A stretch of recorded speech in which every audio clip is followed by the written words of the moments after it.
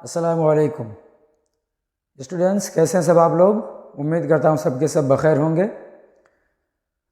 ये हम पढ़ाई कर रहे हैं बिहार बोर्ड मैट्रिक एग्ज़ाम 2023 के लिए और आपके सामने आज हाजिर हुए हैं मजमून निगारी का आर्यभट्ट को लेकर।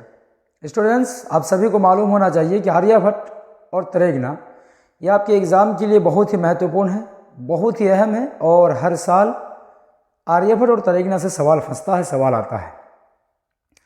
इसलिए हमने आर्यभट्ट और तरेगना के ऊपर वीडियो बनाया ताकि आपकी इसमें मदद साबित हो। बग़ैर किसी ताख़ीर के हम पढ़ाई करेंगे।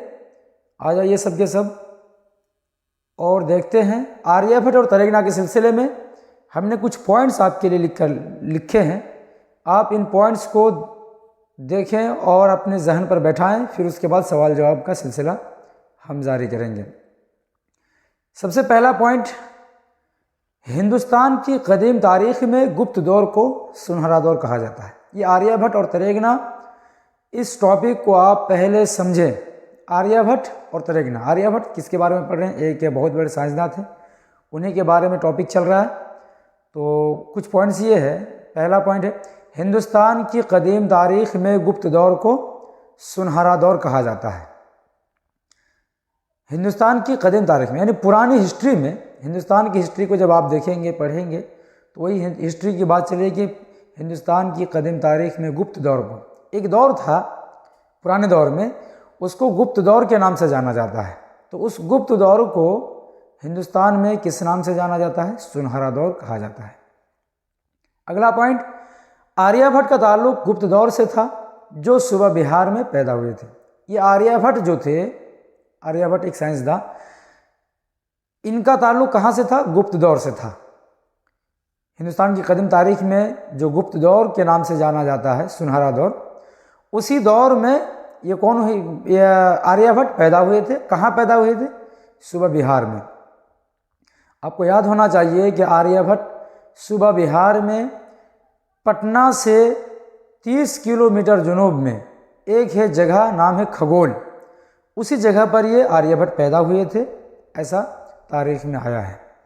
अगला पॉइंट देखिए, आर्यभट्ट ने पटना से 20 किलोमीटर जुनूब तरेगना में अपना तजुर्बागाह कायम किया था। देखिए, आर्यभट्ट ने साइंस लगाने के लिए चांद और सूरज, सितारों के ऊपर वो रिसर्च किया करते थे। दरअसल सितारों को देखकर वो रिसर्च किया करते थे और मौसम का, चांद सूरज सितारों का वो साइंस लगाया करते थे, जिसके लिए सितारों पर रिसर्च करने के लिए उन्होंने एक जगह है तरेगना, जो कि पटना से 20 किलोमीटर क्या है, जुनूब है। आप इस पॉइंट को देखें, 20 किलोमीटर दूर पटना से एक जगह है तरेगना, वहाँ पर उन्होंने एक क्या किया था? एक तजुर्बागाह कायम किया था, एक बिल्डिंग बनाया था उन्होंने, जिसकी ऊंचाई थी 60 मीटर। 60 मीटर की ऊंचाई की एक उन्होंने बिल्डिंग बनाई थी, एक तजुर्बागाह कायम किया था, जिसके ऊपर बैठकर वो क्या करते थे? रिसर्च किया करते थे। रातों में सितारों को देखा करते थे और सितारों के ऊपर दिमाग लगाते थे। एक पॉइंट जो कि ऊपर छोड़ चुका हमने, पॉइंट नंबर 3 जो है, ये आप देखिए, मशहूर माहिर इल्म रियाजी पाइथागोरस की रहनुमाई आर्यभट्ट ने ही की थी। एक पाइथागोरस एक साइंसदान, इल्म रियाजी के माहिर थे, वो बहुत ही मशहूर थे। वो भी पाइथागोरस की रहनुमाई यानी पाइथागोरस की मदद इन्होंने की थी। किसने? आर्यभट्ट ने। मतलब ये है, आर्यभट्ट ने जो सिद्धांत उन्होंने मुनाकिद किया था, जो सिद्धांत उन्होंने बनाया था आर्यभट्ट ने सितारों पर रिसर्च करने के लिए, उन्हीं सिद्धांतों के रास्ते पर चलते हुए पाइथागोरस ने बहुत कुछ मदद हासिल किया, बहुत फ़ायदा हासिल किया। ये है।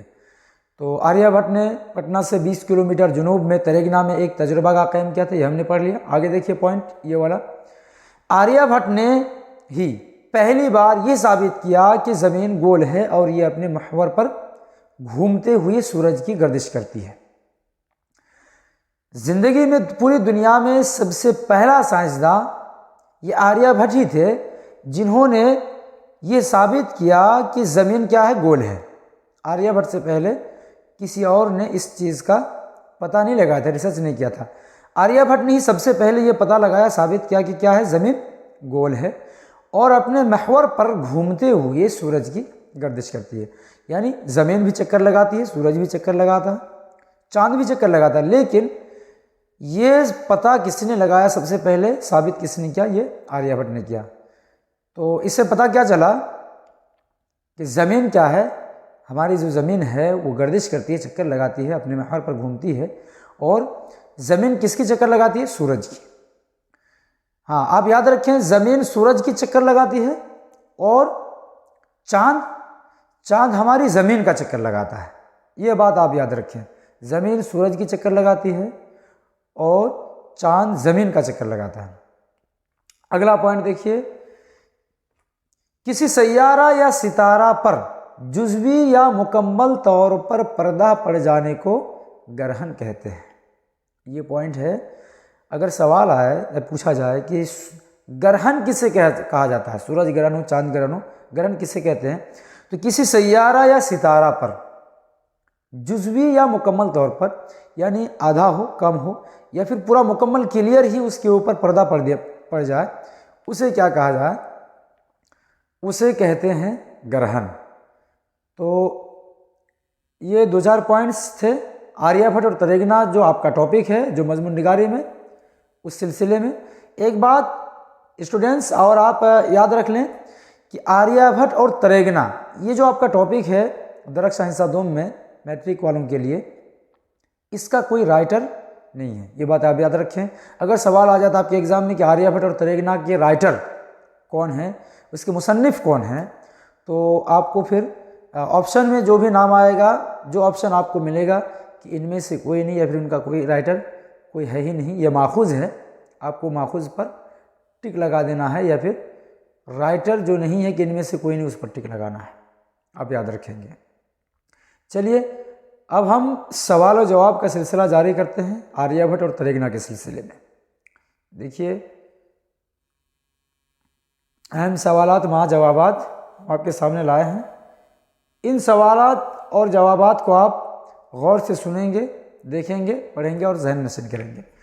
देखिए, आर्यभट्ट और तरेगना के सिलसिले में इस टॉपिक के ऊपर कुछ हमने सवाल ऑब्जेक्टिव जो कि बहुत ही इंपॉर्टेंट है, बहुत ही अहम है, आपके लिए जानना ज़रूरी है, जो कि एग्ज़ाम में बहुत ही उम्मीद है कि आपका फंस सकता है। सबसे पहला सवाल क्या है, आर्यभट्ट की पैदाइश कहाँ हुई थी। सवाल नंबर 1 में आर्यभट्ट कहाँ पैदा हुए थे। जवाब देखिए, ऑप्शन में है बिहार, झारखंड, यूपी, असम। आपको ये जानना और याद रखना ज़रूरी है कि आर्यभट्ट की पैदाइश जो हुई थी, जहाँ वो पैदा हुए थे, वो है बिहार। और बिहार के अंदर पटना में एक जगह है, पटना से जुनूब में एक जगह का नाम है, वहाँ है खगोल। तो खगोल में ही क्या हुआ, आर्यभट्ट की पैदाइश हुई थी, वो आर्यभट्ट खगोल में पैदा हुए थे। तरेगना में उन्होंने एक तजुर्बागाह कायम किया था रिसर्च करने के लिए, इस पर चांद, सूरज, सितारों पर वो तफ्तीश और छानबीन करने के लिए वो तजुर्बागाह कहाँ कायम किया था, तरेगना में। लेकिन पैदा कहाँ हुए थे, खगोल में पैदा हुए थे, जो कि बिहार में है। सवाल नंबर 2 देखिए, सवाल नंबर 2, आर्यभट्ट का ताल्लुक किस अहद से था। किस अहद से आर्यभट्ट का ताल्लुक था। जवाब है मुगलिय अहद, गुप्त अहद, ब्रिटिश अहद, मौर्य अहद। ये चारों ऑप्शन में आपको मालूम होना चाहिए, जैसे कि पॉइंट्स में हमने आपके लिए बता दिया कि आर्यभट्ट का ताल्लुक किस अहद से था, गुप्त अहद से। आपका सही जवाब होगा ऑप्शन बी, गुप्त अहद। आर्यभट्ट का ताल्लुक कहाँ से था, किस अहद से, गुप्त अहद से था। और गुप्त अहद को किस नाम से जाना जाता है, आप याद रखें, गुप्त अहद को सुनहरा दौर भी कहते हैं। सुनहरा दौर, गुप्त अहद को सुनहरा दौर भी कहा जाता है। देखिए, अगला सवाल है सवाल नंबर 3। सवाल नंबर 3 है, हिंदुस्तान में गुप्त अहद को कैसा दौर कहा जाता है। हिंदुस्तान में गुप्त अहद को कैसा दौर कहा जाता है? अभी अभी हमने आपको बताया। ऑप्शन है सुनहरा दौर, तारीख दौर, तरक्की पसंद दौर, जमहूरी दौर। कौन सा दौर कहा जाता है गुप्त अहद को? अभी अभी आपने पढ़ा, आपने सुना, सुनहरा दौर के नाम से जानते हैं। गुप्त अहद को सुनहरा दौर कहा जाता है। तो आपका हो जाएगा ऑप्शन ए राइट आंसर। सवाल नंबर 4, आर्यभट्ट ने अपना तजुर्बागाह कहाँ कायम किया था? आर्यभट्ट ने अपना तजुर्बागाह यानी रिसर्च करने के लिए उन्होंने जो एक तजुर्बागाह, एक बिल्डिंग, एक इमारत खड़ी की थी उन्होंने, जो कि जिस इमारत की ऊंचाई थी 60 फीट। 60 फीट की ऊंचाई वाली एक इमारत जिसको तजुर्बागाह कहा गया है, वो कहाँ कायम किया था? देखिए ऑप्शन में पटना, मुंबई, तरेगना, गया। कहाँ है?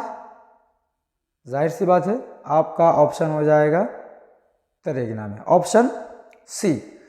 तरेगना में उन्होंने, जो कि पटना से 20 किलोमीटर क्या है जुनूब में है, तरेगना में उन्होंने अपना तजुर्बागाह कायम किया था। अगला सवाल, सवाल नंबर 5 देखिए। सवाल है आर्यभट्ट ने किस साइंसदान की रहनुमाई की थी? आर्यभट्ट ने कौन से साइंसदान थे जिन्होंने आर्यभट्ट से मदद हासिल किया था? आर्यभट्ट के बनाए हुए और बताए हुए सिद्धांतों से उन्होंने फायदा हासिल किया था, वो साइंसदान कौन थे? आप ऑप्शन में ये जब पॉइंट्स मैंने आपको बताया था उसमें आप पढ़े होंगे। देखिए ऑप्शन है थॉमस एडिसन, ऑप्शन बी है Galileo, option C Pythagoras, option D है APJ अब्दुल कलाम। कौन से साइंसदान है जिन्होंने आर्यभट्ट से बहुत ही ज़्यादा रहनुमाई हासिल किया, आर्यभट्ट से मदद हासिल किया? वो कौन है? ऑप्शन है आपका सी पाइथागोरस। पाइथागोरस ही हैं जिन्होंने आर्यभट्ट के बताए हुए सिद्धांत से आर्यभट्ट से बहुत कुछ रहनुमाई हासिल किया, बहुत मदद हासिल किया। ये है पाइथागोरस। ठीक है, चलिए आगे चलते हैं। सवाल नंबर 6 में आ जाते हैं। देखिए सवाल नंबर 6। सवाल नंबर 6 है आर्य सिद्धांत और तंत्र नाम की किताब के मुसन्निफ कौन है? एक किताब लिखी गई थी, उस किताब का नाम था आर्य सिद्धांत और तंत्र। आर्य सिद्धांत और तंत्र एक किताब लिखी गई थी, इस किताब के राइटर मुसन्निफ कौन है? तो स्टूडेंट्स कौन है आप ये जवाब दें। ऑप्शन है आपके सामने Newton, Pythagoras, Aryabhata, option D है इनमें से कोई नहीं। कौन सा ऑप्शन सही है? ये आर्य सिद्धांत और तंत्र नाम की जो किताब है इसके मुसन्निफ कौन है? ऑप्शन है सी आर्यभट्ट। जाहिर सी बात है आर्यभट्ट, आर्य सिद्धांत और तंत्र नाम की जो किताब है वो आर्यभट्ट ने लिखा था। उन्होंने ही रिसर्च किया था सितारों के ऊपर, चांद सूरज के ऊपर, उन्होंने ही ये किताब लिखी थी। अगला है सवाल नंबर 7। किसी सितारा या सैयारा पर पर्दा पड़ जाने को क्या कहते हैं? सवाल क्या है? किसी भी सितारा या सैयारा, सितारा जैसे स्टार्स, सितारे हैं, तारे, और सैयारा जो कि बड़े हैं, जो हम बड़े हमारे अपनी नज़रों में बड़े हैं, जिसको हम बड़ा देखते हैं, जैसे ज़मीन एक सैयारा है, चांद, सूरज, ये सब क्या है? सैयारे हैं। तो किसी भी सितारा या सैयारा पर पर्दा पड़ जाने को क्या कहते हैं? पर्दा पड़ जाना यानी उसका साया। मान लीजिए चांद, सूरज और ज़मीन तीनों अपने अपने रास्ते पर चक्कर लगाते हैं। तो सूरज चक्कर लगाते हुए अगर सूरज और चांद, ज़मीन तीनों चक्कर लगाते हुए अगर बीच में चांद आ जाता है, बीच में अगर चांद आ जाता है तो फिर सूरज की रोशनी हमारी ज़मीन तक पहुंचने से रुक जाएगी, जाहिर सी बात है। तो इस सूरत में अगर बीच में चांद आ गया चक्कर लगाते हुए, कभी ऐसा होता है इत्तेफाक से कि तीनों बिल्कुल आमने सामने हो जाता है, चक्कर लगाते हुए अगर बीच में चांद आ जाता है, ज़मीन और सूरज के बीच में अगर चांद आ गया तो फिर ऐसे सूरत में सूरज की रोशनी ज़मीन पर पड़ने से क्या हो जाती है? बाध्य हो जाता है, यानी ज़मीन तक सूरज की रोशनी नहीं पहुंचती। क्यों? क्योंकि सूरज पर साया कर दिया किसने? चांद ने। तो ऐसी सूरत में ग्रहण किस पर लगेगा, किस पर ग्रहण माना जाएगा ज़मीन वालों को, वो सूरज पर, उसको कहलाएगा सूरज ग्रहण। तो वही सवाल यही है कि किसी भी सितारा सैयारा पर पर्दा पड़ जाने को क्या कहते हैं, क्या कहते हैं? देखिए ऑप्शन है सुनामी, जलजला, ग्रहण, इनमें से कोई नहीं। तो आपका ऑप्शन सी हो जाएगा सही, राइट आंसर। क्योंकि पर्दा पड़ जाए, मान लीजिए तीनों चक्कर, जमीन चांद और सूरज चक्कर लगाते हुए बीच में अगर चांद आ गया तो इसका मतलब पर्दा पड़ गया सूरज पर, चांद ने सूरज पर पर्दा डाल दिया, क्योंकि जिससे सूरज की रोशनी ज़मीन पर नहीं आती, ज़मीन वासियों को रोशनी नहीं मिलती, ऐसे सूरत में सूरज ग्रहण कहलाएगा। कभी ऐसा होता है कि सूरज चांद और ज़मीन चक्कर लगाते हुए कभी ऐसा इत्तेफाक से होता है कि ज़मीन बीच में आ जाती है और चांद और सूरज ज़मीन के दो तरफ हो जाते हैं। ऐसी सूरत में सूरज की रोशनी जो है चांद पर पड़ने से बाध्य हो जाती है। तो चूंकि ज़मीन पर्दा डाल देता है सूरज पर, तो फिर ऐसी हालत में क्या कहलाएगा फ्रेंड्स? चांद ग्रहण कहलाएगा। आप फिर से याद रखें, ज़मीन, सूरज और चांद चक्कर तीनों लगा रहे हैं, चक्कर लगाते हुए इत्तेफाक से अगर तीनों बिल्कुल एक ही लाइन में, एक ही आमने सामने हो जाए और बीच में अगर चांद आ जाए जिससे कि सूरज की रोशनी ज़मीन पर पड़ने से बाध्य हो जाए, रुक जाए, ऐसी सूरत में सूरज ग्रहण कहलाएगा। और अगर चांद और सूरज के बीच में ज़मीन आ जाए चक्कर लगाते हुए जिससे कि सूरज की रोशनी चांद पर पड़ने से बाध्य हो जाए, ज़मीन चांद पर रोशनी ना पड़ने दे सूरज की, क्योंकि आप सभी जानते होंगे कि चांद सूरज की रोशनी से चमकता है। चांद बजाते खुद रोशन नहीं है, चांद के अंदर रोशनी नहीं है, वो रोशनी किसकी है? वो सूरज की रोशनी। सूरज का इफेक्ट पड़ने से वो चांद रोशन हमें नज़र आता है। तो वो ज़मीन बीच में आ जाने की हालत में क्या कहलाएगा? वो चांद ग्रहण कहलाएगा। चलिए आगे देखते हैं सवाल नंबर 8। सवाल नंबर 8 है, आर्यभट्ट की तारीख़ पैदाइश क्या है? आर्यभट्ट कब पैदा हुए थे? तो आर्यभट्ट की तारीख़ पैदाइश के सिलसिले में बिल्कुल क्लियर और कंफर्म किताबों में क्लियर तौर पर तो बिल्कुल ये साबित है नहीं, लेकिन फिर भी हिस्ट्री और इतिहास, ठीक है, तारीख़ के औराक पलटने से और हिस्ट्री का मुताला करने से ये अंदाज़ा लगाया गया है और ये साबित किताब वालों ने, राइटरों ने और विद्वान ने माना है आर्यभट्ट की तारीख़ पैदाइश को एक मुंतखब किया है। वो क्या है? उनमें से एक जवाब होगा आपके लिए, जो कि आपके बुक दरक सहसा दुम में दर्ज है। देखिए ऑप्शन देख लीजिए, आर्यभट्ट की तारीख़ पैदाइश। ऑप्शन है 450 ईस्वी, 470 ईस्वी, 476 ईस्वी, 480 ईस्वी। बताइए आर्यभट्ट की पैदाइश, तारीख़ पैदाइश कब पैदा हुए? 450, 470, 476, 480। आपका सही जवाब होगा ऑप्शन सी, जिम में 476। 476 ईस्वी में आर्यभट्ट की पैदाइश हुई थी, आर्यभट्ट पैदा हुए थे, याद रखेंगे आप। अगला सवाल है सवाल नंबर 9। आर्यभट्ट की तारीख़ वफ़ात क्या है? उनका इंतकाल कब हुआ? आर्यभट्ट कब मरे हैं? आपके लिए ऑप्शन है 480 ईस्वी, 520 ईस्वी, 550 ईस्वी। ऑप्शन डी है 564 ईस्वी। तो आर्यभट्ट की वफ़ात कब हुई, आर्यभट्ट का इंतकाल कब हुआ, ये आप याद रखेंगे। ऑप्शन डी 564 ईस्वी।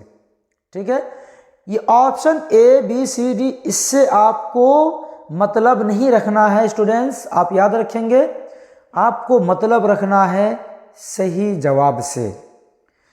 मान लीजिए हम आपको पढ़ा रहे हैं, आर्यभट्ट की वफ़ात जो हुई है ऑप्शन डी में हमने लिख रखा है 564 ईस्वी। हो सकता है कि एग्ज़ाम में आ जाए ऑप्शन ए में, या फिर हो सकता है ऑप्शन बी में आ जाए। तो ये आपको याद रखना है कि ऑप्शन से मतलब नहीं है, आपका जवाब होना चाहिए बिल्कुल सही और सटीक। तो याद रखेंगे आर्यभट्ट कब मरे थे? 564 ईस्वी। बहुत पहले की बात है, बहुत पुराने ज़माने की बात है ये। अगला सवाल है सवाल नंबर 10, आर्यभट्ट कहाँ पैदा हुए थे? कहाँ? एक सवाल ऊपर गुजरा है आपके सामने से, आप पढ़े होंगे कि आर्यभट्ट की पैदाइश कहाँ हुई थी। उसमें है ना स्टेट का नाम है, स्टेट का, कि बिहार में हुए पैदा, कि झारखंड में, कि यूपी में, कि मुंबई में, दिल्ली में, वो स्टेट के नाम से वो सवाल था। अब स्टेट में किस जगह पर पैदा हुई, वो यहाँ पर इस सवाल पर, इस बात पर यहाँ पर सवाल है कि आर्यभट्ट कहाँ पैदा हुए थे, यानी उनके इलाके का नाम क्या था, जिस जगह पैदा हुए थे उनकी जगह का, उस गांव का नाम क्या था। देखिए ऑप्शन देख लीजिए, सब्जी बाग, खगोल, पटना सिटी, तरेगना।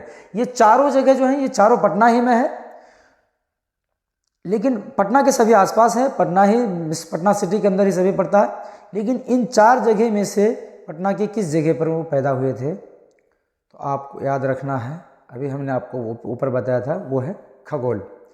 आर्यभट्ट कहाँ पैदा हुए? ऑप्शन बी, खगोल में पैदा हुए थे। चलिए अगला सवाल देखते हैं, सवाल नंबर 11।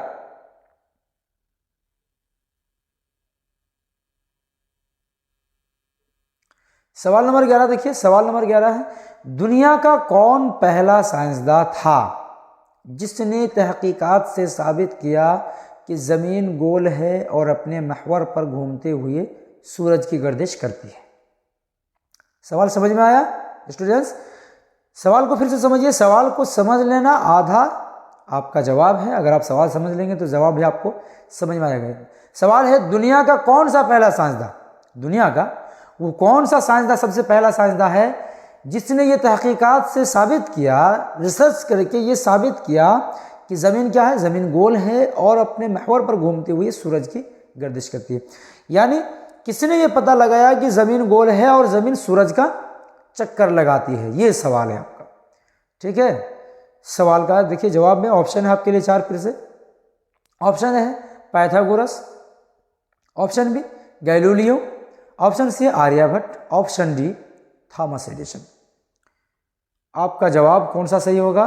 जाहिर सी बात है आर्यभट्ट की पढ़ाई हम कर रहे हैं और आर्यभट्ट के बारे में हम बता भी चुके, शुरू में आप देख भी लिए कि आर्यभट्ट ही दुनिया का सबसे पहला साइंसदान था जिसने सबसे पहले यह साबित किया कि ज़मीन गोल है और अपने महवर पर यानी अपने ही लाइन पर चक्कर लगाते हुए सूरज की क्या करती है, सूरज के चारों तरफ मतलब घूमती है, ज़मीन सूरज का चक्कर लगा रही है। अगला सवाल है सवाल नंबर 12। देखिए, हम ज़मीन के बाशिंदों को कितनी तरह के ग्रहण से वास्ता पड़ता है, यानी ज़मीन में रहने वाले जो इंसान हैं, ज़मीन वासियों को ज़मीन में रहने वालों को कितने तरह के ग्रहण से क्या होता है, वास्ता पड़ता है। यानी ज़मीन में रहने वालों को कितनी तरह का ग्रहण देखने को मिलता है। जाहिर सी बात है आपके लिए ये सवाल बिल्कुल आसान है, जवाब आप दे सकते हैं। देखिए जवाब है 2 तरह, 3 तरह, 4 तरह, 5 तरह। कौन सा जवाब सही है बताइए? किन किन चीजों पर ग्रहण लगते हैं हम देखते हैं जमीन से? एक सूरज पर और एक चांद पर। सूरज और चांद के अलावा किसी और चीज पर ग्रहण लगते कभी देखा आपने? नहीं देखे होंगे। जाहिर सी बात है जवाब होगा आपका ऑप्शन ए 2 तरह, एक सूरज पर ग्रहण लगना, एक चांद पर जमीन वासियों के लिए। अब किसी और चीज़ों पर ग्रहण लगता है कि नहीं, वो हमारी नज़र से बिल्कुल ओझल है और हमारी इल्म से, हमारे नॉलेज से भी बिल्कुल बाहर है। इसलिए ज़मीन वासियों के लिए, ज़मीन वालों के लिए जो वास्ता पड़ता है ग्रहण से वो है 2 तरह, एक सूरज एक चांद। याद रखेंगे 2 तरह। अगला सवाल है सवाल नंबर 13। देखिए सवाल, 21वीं सदी का सबसे बड़ा सूरज ग्रहण कब दिखाई दिया?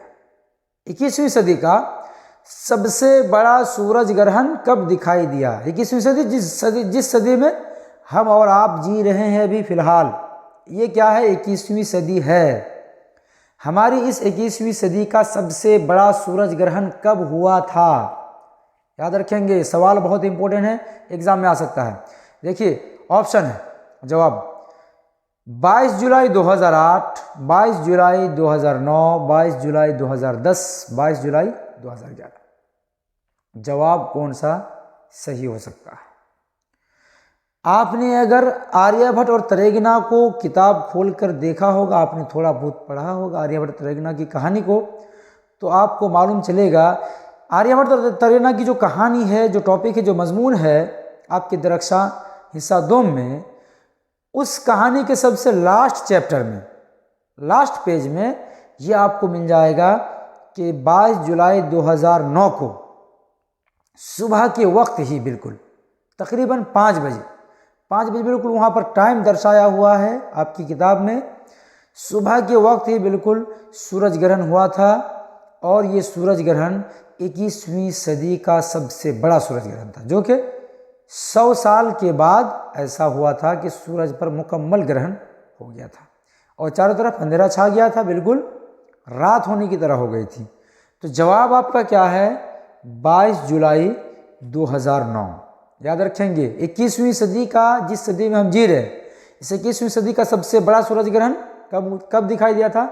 22 जुलाई 2009 को। आपको याद होना चाहिए इस कहानी के सिलसिले में, यानी 22 जुलाई 2009 में जो सूरज ग्रहण हुआ था, इसी सूरज ग्रहण पर एक साइंसदान थे नासा की तरफ से, नासा पर काम करने वाले, उन्होंने पिछले 30-35 तकरीबन 40 वर्षों से वो इसी चीज़ पर रिसर्च कर रहे थे कि अगले 2009 में, आने वाले 2009 में जो सूरज ग्रहण होने वाला है, जो कि 21वीं सदी का सबसे बड़ा सूरज ग्रहण कहलाएगा, वो कब होगा, किस तरह से होगा, कहाँ से उसको अच्छी तरह से देखा जा सकता है। तो नासा ने ये साबित किया था कि अगला जो सूरज ग्रहण यानी 22 जुलाई 2009 में जो सूरज ग्रहण हुआ था, उसी सूरज ग्रहण के ताल्लुक से ये साबित किया था कि पूरी दुनिया में एक ही जगह है जहाँ से, जिस जगह से हम सूरज ग्रहण को अच्छी तरह से क्लियरली और साफ शफाफ फिज़ा के साथ देख सकते हैं, वो है बिहार के अंदर तरेगना। ये नासा ने साबित किया था, जो कि न जाने कितने वर्षों पहले ही आर्यभट्ट ने तरेगना जगह को अपना तजुर्बागाह कायम किया था, बनाया था। उन्होंने ये बिना सोचे समझे नहीं ऐसा किया था। ज़रूर इस बात पर रिसर्च की होगी कि तरेगना की फ़ज़ा जो है, ये नासा ने ये भी साबित किया है कि पूरी दुनिया में तरेगना एक ऐसी जगह है जहाँ की फ़ज़ा, जहाँ की आबो हवा बिल्कुल क्लीन, साफ शफाफ रहती है बाकी दूसरी जगहों के मुकाबले में। इसलिए नासा ने साबित किया था कि 2009 में जो सूरज ग्रहण होना है, उसको अच्छी तरह से क्लियरली देखने के लिए सबसे अच्छी जगह, मुनासिब जगह कौन सी हो सकती है? वो तरेगना, जो कि पटना से 20 किलोमीटर जनूब में। तो ये जब सूरज ग्रहण होने के करीब हुआ था, दुनिया के बड़े बड़े साइंसदान और साइंटिफिक की जितनी भी मशीनें हो सकती हैं, सारी मशीनों के साथ सारे के बड़े बड़े साइंसदान कहाँ? पटना पहुँच गए थे। पटना शहर भर गया था साइंसदानों से, और तरेगना में सारे के सारे साइंसदान लोग अपनी अपनी मशीनों को लेकर हाजिर हुए थे और उन्होंने वो नज़ारा देखा भी था। ये बात, ये कहानी है कब की? 2009 की, जो कि 22 जुलाई 2009 में 21वीं सदी का सबसे बड़ा सूरज ग्रहण कहलाया अब तक का। देखिए अगला सवाल, सवाल नंबर 14 है, हीरे का छल्ला को देखने, यानी मुकम्मल सूरज ग्रहण को देखने के लिए दुनिया को कितने सालों तक इंतजार करना होगा? सवाल क्या है समझे?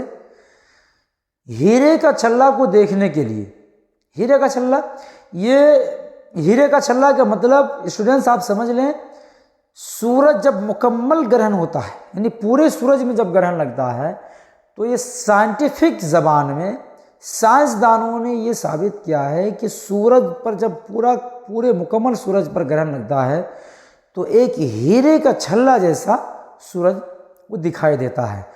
और उसी चीज़ को देखने के लिए बड़े बड़े साइंसदान, हीरे का छल्ला जो है, हीरे के छल्ले के टाइप का जो दिखाई देता है, उसी चीज़ को देखने के लिए बड़े बड़े साइंसदान वो पटना तरेगना पहुंच गए थे 2009 में। तो वही हीरे का छल्ला, यानी मुकम्मल सूरज ग्रहण दोबारा से देखने के लिए दुनिया को कितने सालों तक का इंतज़ार करना होगा? ये सवाल है, कितने सालों तक का इंतजार करना होगा? देखिए आप सोचिए, जवाब दीजिए। ऑप्शन है 80 सालों तक, ऑप्शन बी 100 सालों तक, ऑप्शन डी है, ऑप्शन सी है 110 सालों तक, ऑप्शन डी है 123 सालों तक। जवाब क्या हो सकता है? देखिए सोचिए, गौर कीजिए। 100 साल, 80 साल, 110 या 123? स्टूडेंट्स आप याद रखें, 123। ऑप्शन डी, ये आपका ऑप्शन सही है। 100 साल नहीं, 100 साल, हर 100 साल के बाद ही मुकम्मल सूरज ग्रहण होने का इम्कान रहता है। इसका मतलब ये नहीं कि 100 साल के फौरन बाद ही हो जाएगा, 100 साल के बाद वो कभी भी हो सकता है, लेकिन फिर से अगला 123 सालों तक पूरी दुनिया को इंतजार करना पड़ेगा मुकम्मल सूरज ग्रहण देखने के लिए। ये साइंसदानों के मुताबिक ये बात है। अगला सवाल देखिए, सवाल नंबर है 15। देखिए सवाल क्या है, सवाल नंबर 15, चांद का जुज़वी या मुकम्मल साया सूरज पर पड़ता है और सूरज की रोशनी जमीन पर आने में मुज़ाहमत पैदा करती है, जिसके नतीजे में क्या होता है। सवाल समझिए, बहुत ही उतना पेचीदा है नहीं, समझने का फिर है।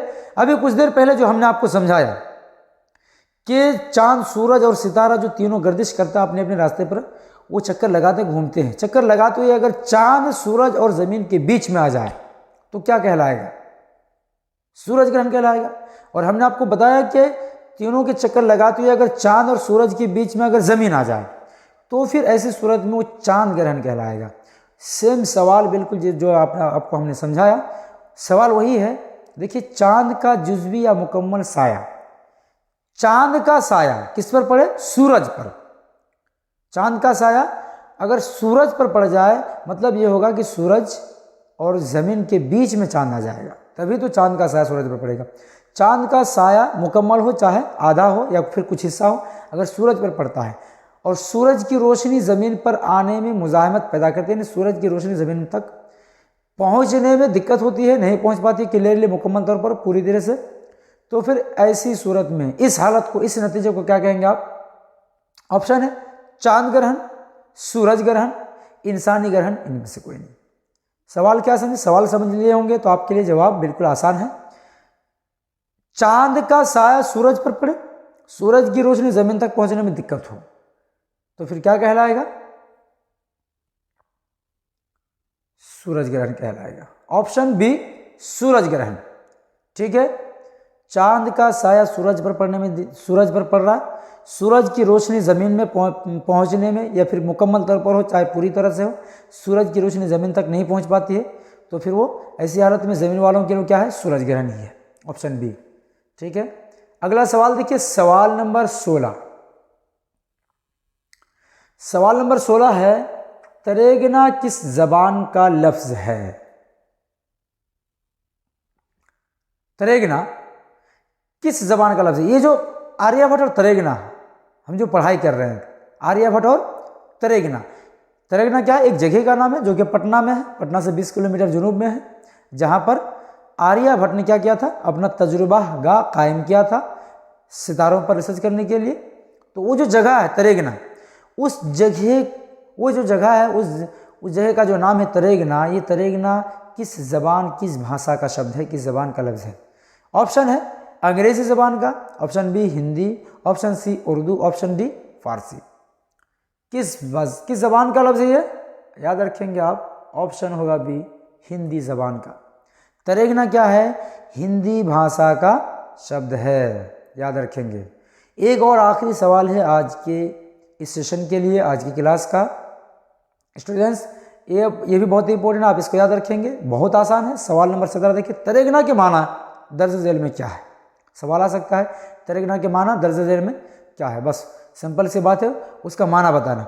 तरेगना का माना क्या होगा? ऑप्शन आपके सामने, ऑप्शन ए है पहाड़ गिनना, ऑप्शन बी आसमान गिनना, ऑप्शन सी तारे गिनना, ऑप्शन डी है इनमें से कोई नहीं। थोड़ा सा अगर दिमाग लगाएंगे आप, दिमाग का थोड़ा सा यूज़ करेंगे और गौर करेंगे तो आप जवाब बिल्कुल दे लेंगे। जैसे कि हमने बताया, बार बार हमने इस बात का जिक्र किया कि आर्यभट्ट ने तरेगना में एक तजुर्बागाह कायम किया था। क्यों? उस तजुर्बागाह के ऊपर, उस इमारत के ऊपर सबसे चोटी पर वो बैठ जाते थे रात में बैठ जाते थे, फिर वो क्या करते थे? तारे गिना करते थे, तारे पर रिसर्च क्या करते थे और तारे पर दिमाग लगाया करते थे। वहीं पर बैठकर उन्होंने वो किताब लिखी, क्या? आर्य सिद्धांत। आर्य सिद्धांत और तंत्र नाम की जो किताब है, इस किताब को आर्यभट्ट ने कहाँ लिखा था? तरेगना में जो उन्होंने एक तजुर्बागाह कायम किया था, एक इमारत खड़ी की थी 60 फीट ऊंचाई की, उसी इमारत के ऊपर बैठे बैठे उन्होंने किताब लिखा, आर्य सिद्धांत और तरेगना। ये भी आप याद रखेंगे। तो तरेगना का माना क्या होगा? पहाड़ गिनना, ये तो नहीं हो सकता। आसमान गिनना, ये भी नहीं हो सकता। आसमान गिनना भी नहीं होगा। इनमें से कोई नहीं, ये भी नहीं होगा। जवाब आपका होगा तारे गिनना। तरेगना का माना क्या है? तारे गिनना। क्यों? वहाँ पर उस जगह पर उन्होंने जो बिल्डिंग कायम की थी, उस पर बैठे बैठे क्या करते थे? तारे गिनते थे, और उसी नाम से जगह का नाम पड़ गया है। जगह का नाम है तारे गिनना, तरेगना का माना। ठीक है, आज का सेशन यहीं से ख़त्म हो रहा है। और ये देखिए, ये हमारा यूट्यूब चैनल है। चैनल नाम है न्यू उर्दू दुनिया। आप हमारे इस यूट्यूब चैनल को सब्सक्राइब तो ज़रूर करें, ज़रूर ज़रूर करें, सब्सक्राइब करें। सब्सक्राइब, ये जो लाल बटन आपको नज़र आएगा यूट्यूब में कोना में, वीडियो से नीचे सब्सक्राइब लिखा होगा, उस पर आप क्लिक करें उंगली रख के। फिर उसके साइड में एक घंटी, इस टाइप की एक घंटी होगी, आप उसको ज़रूर आप उसको क्लिक कर दें, उस मैसेज की घंटी को, ताकि जैसे हम कोई भी नया वीडियो डालें यूट्यूब पर तो सबसे पहले आप तक पहुंचे और आप हमारा वीडियो देख पाएँ। स्टूडेंट्स, आप हमारे इस चैनल को सब्सक्राइब करें, लाइक भी ज़रूर करें, आप शेयर करें अपने दोस्तों में। ठीक है, अपने दोस्तों में शेयर करें, और आप कमेंट्स करें। कमेंट्स के ज़रिए से आप हमसे सवाल कर सकते हैं, पूछ सकते हैं, कुछ भी आप राय दे सकते हैं हमें, और किसी भी सिलसिले में आप हमें कमेंट्स कर सकते हैं। आपके कमेंट्स का हम जवाब देने के लिए हाजिर हैं। ठीक है फ्रेंड्स, तो आप खुश रहें, मेहनत करें आप, और एग्ज़ाम बहुत ही करीब है, ज़्यादा टाइम वेस्ट ना करें, और पढ़ाई में थोड़ा सा मन लगाएं। आगे का जो अभी से जो है लगभग 2 महीना का जो टाइम बचा हुआ, जो आपके हाथ में टाइम है, ये बिल्कुल पढ़ाई में आप लगा दें। खेल कूद, घूमना फिरना आप बिल्कुल बंद कर दें, पढ़ाई पर मन लगाएं। और आप हमारे इस यूट्यूब चैनल से जुड़ें, हमसे जुड़ें।